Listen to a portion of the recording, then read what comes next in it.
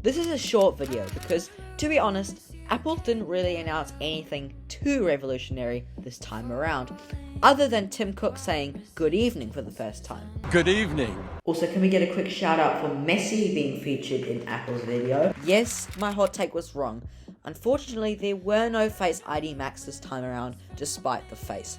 I was honestly expecting more announcements given how hyped up this event was, including gift packs sent out to different influencers.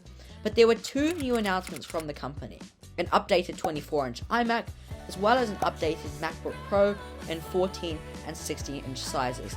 This is a quite interesting one to me. So the new, in quotation marks, iMac is the old one, but now with an M3 chip inside. Compared to the M1, CPU performance is up 35% on the old iMac, and the GPU performance is up 65%. This is enabled by an 8-core CPU and an 8-core GPU. You can also install an additional 8 gigs of memory to take this iMac up to 24 gigabytes of RAM. Apart from that, basically everything is the same as the old version, including the colors, and it's still the same price as before, so they've just gone and done a chip upgrade from the one to the other. Moving on to the MacBooks, and I'm confused with this one. If you check my YouTube channel out and scroll down to this video on the screen right now, you can see that it was only published 9 months ago, and that was when these MacBooks got upgraded to M2 Pro and M2 Max chips from the N1s.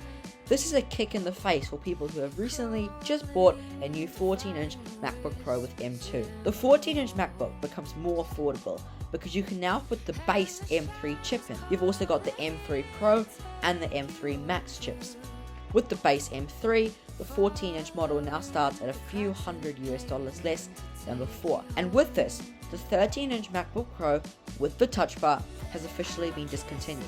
There is no Mac with a touch bar in Apple's current lineup anymore. If you buy an M3 Max model, you can get up to, check this, a 16-core CPU, a 40-core GPU, 128 gigabytes of memory, I don't know how you would need that, and up to 8 terabytes of storage, all in a laptop. It's crazy. I still reckon though, this is the shortest lifespan ever for a MacBook. The M2 Pro MacBooks were really done dirty by these new models. Please don't do me dirty, and subscribe and like this video if it benefited you in any way. There'll definitely be more to come with these models.